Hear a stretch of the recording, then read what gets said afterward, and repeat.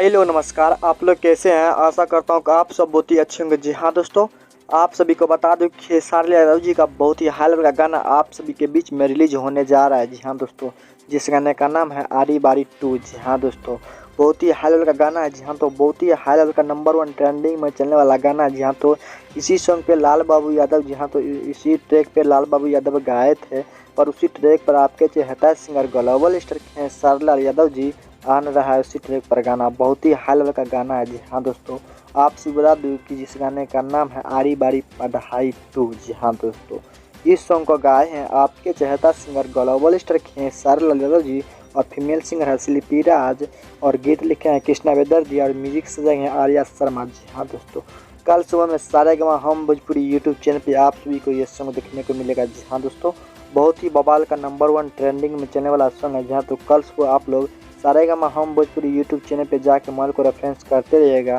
क्योंकि आपके पास ये गाना कभी भी पहुंच सकता है। तो अगर आप हमारे चैनल पर नए हैं तो प्लीज़ चैनल को सब्सक्राइब कर दे, ताकि जब भी मैं न्यू अपडेट लेकर आऊँ तो सबसे पहले आप तक पहुंच जाए। तो मिलते हैं अगले वीडियो अपडेट साथ, तब तक के लिए।